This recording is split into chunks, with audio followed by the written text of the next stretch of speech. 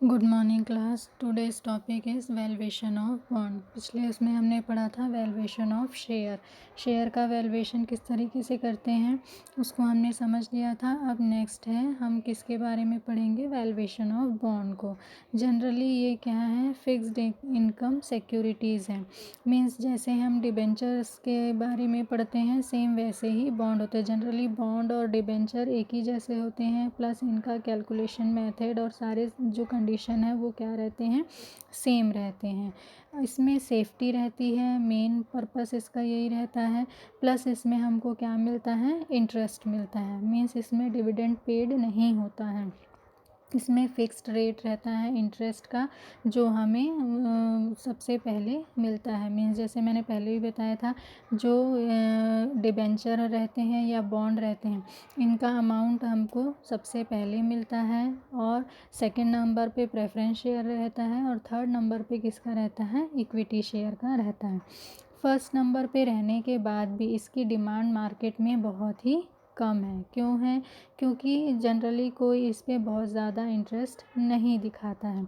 क्योंकि इसकी जो इंटरेस्ट पॉलिसी होती है वो क्या होती है, थोड़ी लोगों को उतनी फेवरेबल नहीं लगती है। दूसरा, जो बॉन्ड मार्केट है वो इंडिया में कैसा है, अनडेवलप्ड है। और जो बॉन्ड या डिबेंचर है, ये जनरली जो इशू होते हैं वो कहाँ पे होते हैं, public sector, financial institution, private and public sector, ठीक है, सेमी गवर्नमेंट, इस तरह की जगहों पर ये क्या होते हैं, जनरली हमें मिलते हैं।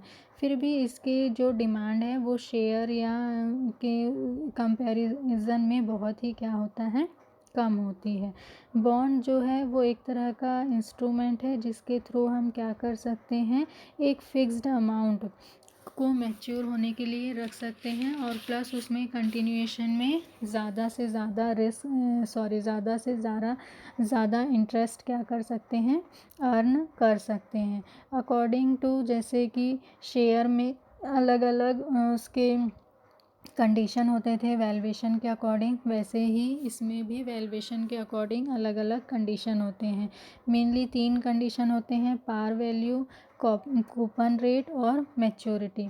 पार वैल्यू मीन्स जो उसका फेस वैल्यू है सेम वही वैल्यू, ठीक है। ये बॉन्ड जनरली क्या रहते हैं, 100 रुपीज़ के, 1000 रुपीज़ के, ऐसे इसका एक एक बॉन्ड का क्या रहता है, वैल्यू रहता है।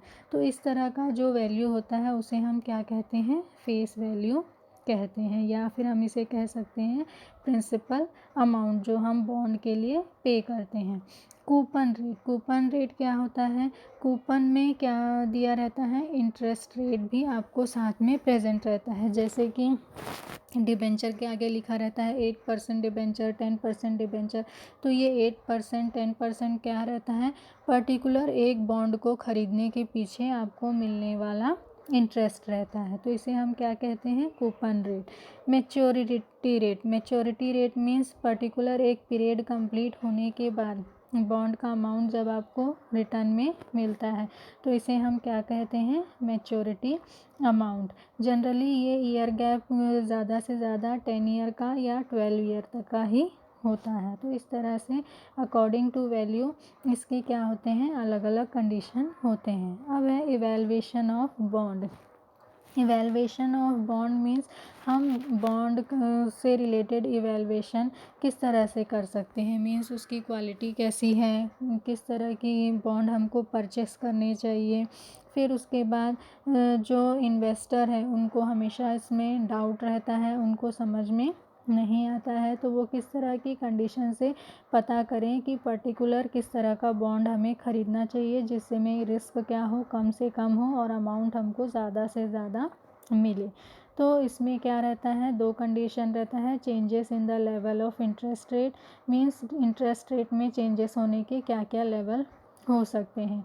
या फिर उसके बाद एम्पायरमेंट इन इक्विटी, एम्पायरमेंट ऑफ इक्विटी, ये 2 कंडीशन ऐसी है जिसके थ्रू हम क्या कर सकते हैं, क्वालिटी और जो भी उसकी कंडीशन है उसका आसानी से हम एनालिसिस कर सकते हैं और किसी भी तरह के लॉस से आसानी से बच सकते हैं। कई बार डिफ़ॉल्ट सिचुएशन भी होती है जिसके कारण क्या होता है, हम जो कंडीशन बॉन्ड के थ्रू अर्न करना चाहते हैं वो कंडीशन हमको अर्न नहीं हो पाती। तो यहाँ पे अकॉर्डिंग टू कुछ कंपनी रेटिंग दिया हुआ है जिसके थ्रू हम आसानी से क्या कर सकते हैं, एनालिसिस कर सकते हैं कि पर्टिकुलर जो बॉन्ड हम या डिबेंचर हम खरीद रहे हैं उसकी रेटिंग क्या है और उसके अकॉर्डिंग वो ख़रीदना हमारे लिए सेफ़ रहेगा कि नहीं। तो इसके लिए अलग अलग इन्वेस्टमेंट एजेंसीज़ होती हैं जो क्या करती हैं, अपने अकॉर्डिंग रेटिंग डिसाइड करती हैं। जैसे कि ट्रिपल ए किसको प्रेजेंट करता है, बेस्ट क्वालिटी को। डबल ए प्रेजेंट करता है हाई ग्रेड को। ए प्रेजेंट करता है हायर मीडियम ग्रेड को। बी डबल ए प्रेजेंट करता है लोअर मीडियम ग्रेड को। बी ए प्रेजेंट करता है प्रोसेस स्पेक्युलेटिव एलिमेंट को। फिर बी होता है जनरली लैक कैरेक्टरिस्टिक। सी करता है पुअर स्टैंडिंग कंडीशन को या लोवेस्ट ग्रेड को। तो इसके थ्रू हमको पता चल जाता है कि पर्टिकुलर जो इन्वेस्टमेंट एजेंसी है उसके थ्रू हम आसानी से एनालिसिस कर सकते हैं कि पर्टिकुलर किस तरह की कंपनी का बॉन्ड हमें परचेस करना चाहिए और किस तरह के बॉन्ड हमें परचेस नहीं करना चाहिए। वैसे ही जो डी कंडीशन है वो प्रेजेंट करती है इन डिफ़ॉल्ट, मीन्स यहाँ से आप शेयर लेंगे तो इसके डिफ़ॉल्ट में जाने के चांसेस बहुत ज़्यादा रहेंगे। इस तरह अलग अलग जो इन्वेस्टमेंट कंपनीज़ हैं वो अलग अलग स्टैंडर्ड या एजेंसीज़ जो हैं अलग अलग स्टैंडर्ड इनके बताती हैं। सेबी के थ्रू भी इनका बताया जाता है कि पर्टिकुलर कौन सी कंपनी किस स्टैंडर्ड के बोनस निकाल रही है। तो उसके थ्रू आप आसानी से क्या होते हैं, किसी भी तरह के लॉस से आसानी से बच जाते हैं। अब इससे रिलेटेड क्या क्या रिस्क होते हैं। पहला रिस्क होता है purchasing power risk. Purchasing power risk means जैसे मैंने बताया इनका मैच्योरिटी पीरियड कितना होता है, 10 to 12 ईयर। तो रियल जो आपका वैल्यू रहता है वो लास्ट में आपको एज इट इज़ वापस मिलता है। और अगर इन्फ्लेशन की कंडीशन रही तो आपको जो 10 या 12 साल बाद वही अमाउंट अगर रिटर्न में मिले तो उस तरह के बॉन्ड का कोई भी मतलब नहीं होगा। हालांकि आपने इंटरेस्ट अर्न किया है, ठीक है, लेकिन जब आप फाइनल अमाउंट निकालते हैं तब अगर वो इन्फ्लेशन के कारण रेट कम हो जाता है तो वो आपका क्या होता है, नुकसान होता है। शेयर में भी सेम कंडीशन रहती है, लेकिन बॉन्ड में क्या रहता है, आप बंध जाते हैं। पर्टिकुलर इतने पीरियड के बाद ही आप उस अमाउंट को निकाल सकते हैं। जबकि शेयर में क्या है, जब हम देखते हैं इन्फ्लेशन की कंडीशन है या इन्फ्लेशन की कंडीशन नहीं है तो उसके अकॉर्डिंग हम अपने शेयर को इधर उधर ट्रांसफ़र कर सकते हैं। लेकिन बॉन्ड में ये कंडीशन हमको नहीं मिलती, इसलिए इसमें क्या रहता है, परचेसिंग पावर रिस्क रहता है। डिफ़ॉल्ट रिस्क सेकंड क्या है इसका, default risk. Default risk means non payment या delay of payment of interest. Means interest का जो पेमेंट होता है वो क्या होता है, डिले हो जाता है या फिर पेमेंट ही नहीं होता। मान लो कंपनी की कंडीशन उसके बाद बिगड़ती चली गई तो आपको उस बॉन्ड पे कोई भी इंटरेस्ट नहीं मिलेगा। कंपनी बंद भी होती है तो आपको पूरा अमाउंट वापस मिल जाए इसके कोई भी चांसेस नहीं होता। डिसॉल्वेशन की कंडीशन में क्या होता है, जितना अमाउंट मिलता है उसी को ही सब में क्या किया जाता है, बांट दिया जाता है।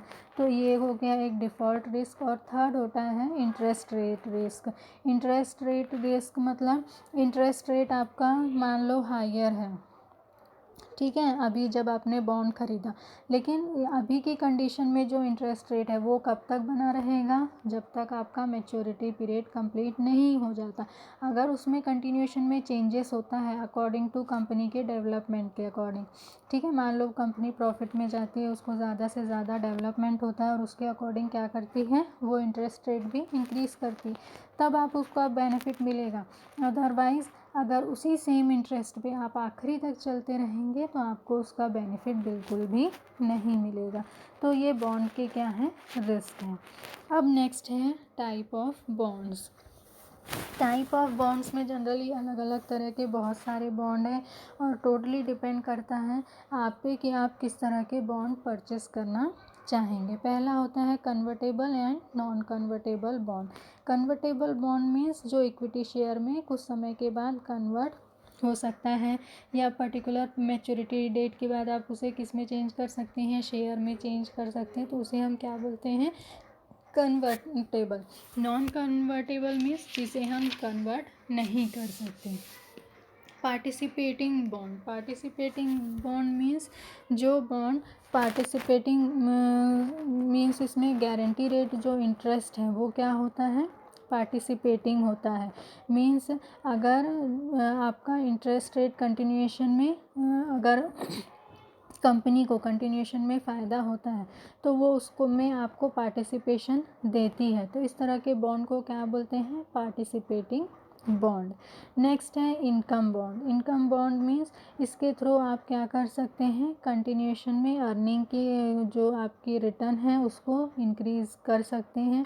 और अगर कंपनी की जो कंडीशन है वो ज़्यादा अर्नेबल होती है तो वो आपके अमाउंट में भी कंटिन्यूएशन में क्या करता है, इंक्रीज़ करके आपको देता है। तो इस तरह के बॉन्ड को हम क्या बोलते हैं, income bond. Assured bond, assured bond means इसमें कंपनी क्या है, टोटल एश्योरेंस देती है कि वो क्या करेगी, जो भी उनका ऑर्गेनाइजेशन का कंडीशन है उसके अकॉर्डिंग क्या करेगी, जो भी उनको लगेगा रिटर्न के समय वो उसमें क्या करेगी, ज़्यादा से ज़्यादा आपका इंटरेस्ट रेट इंक्रीज़ करने की कोशिश करेगी और अमाउंट को भी इस तरह से आपको रिटर्न करेगी जिससे कि इन्फ्लेशन की कंडीशन में आपको किसी तरह का नुकसान ना हो।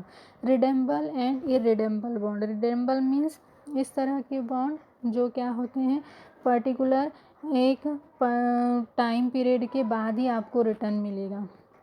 इरिडेम्बल में क्या होता है कि इसमें टाइम पीरियड नहीं होता, अगर बीच में भी आप इसको मीन्स मान लो आप इसको शेयर में चेंज करना चाहते हैं तो आपको इसकी फैसिलिटी मिलती है।